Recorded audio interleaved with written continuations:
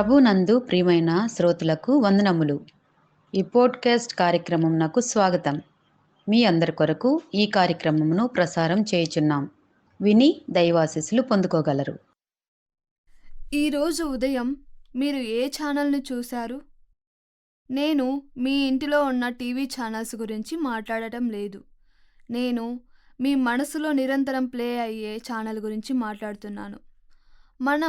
మన మనసు ఒక అద్భుతమైన స్క్రీన్. కానీ కొన్నిసార్లు ఆ స్క్రీన్‌ని ఎవరో వేరే వాళ్ళు కంట్రోల్ చేస్తున్నట్లు అనిపిస్తుంది కదా!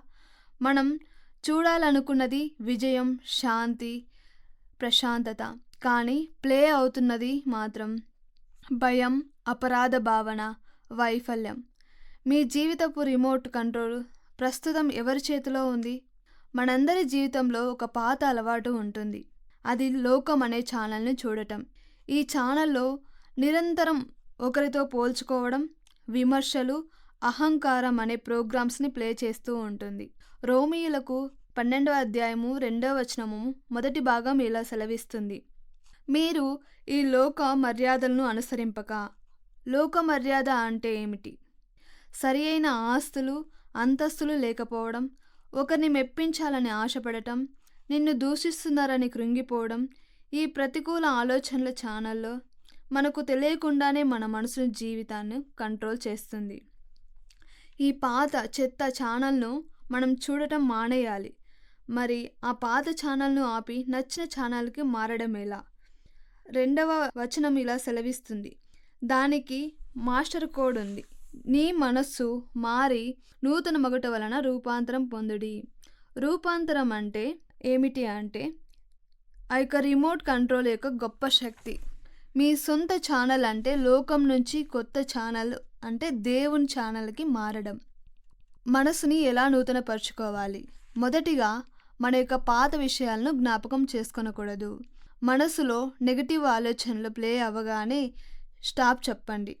కూర్చున్న చోటు నుండి లేచి వెళ్ళి వేరొక చోటుకు వెళ్ళి అక్కడ ఏమైనా పనులుంటే వాటిని చేయడం ప్రారంభించండి.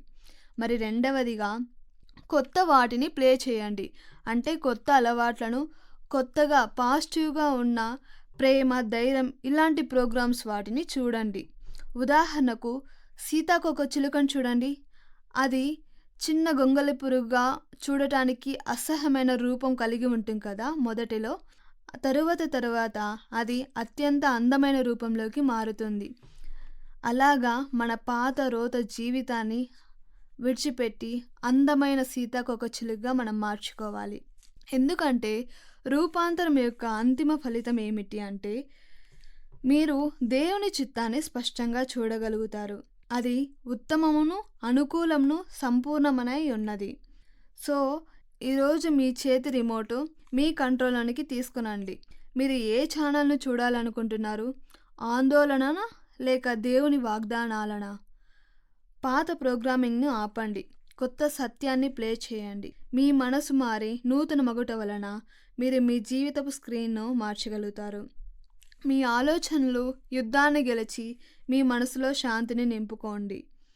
కాబట్టి స్నేహితులారా, మీ యొక్క పాత ఛానల్ని, మీ యొక్క భయాల్ని వదిలిపెట్టి దేవుని యొక్క కొత్త ఛానల్ వైపు మీరు తిరిగి చూడండి.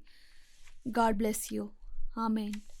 ఈ కార్యక్రమమును గూర్చి మీ సలహాలు మరియు మీ ప్రార్థనా అవసరతల కొరకు మమ్మను సంప్రదించవలసిన మా ఫోన్ నంబర్ 9448585039 మరియు email ID info@fibaonline.org.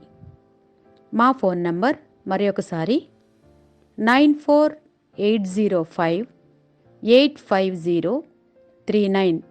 Email ID info@fibaonline.org.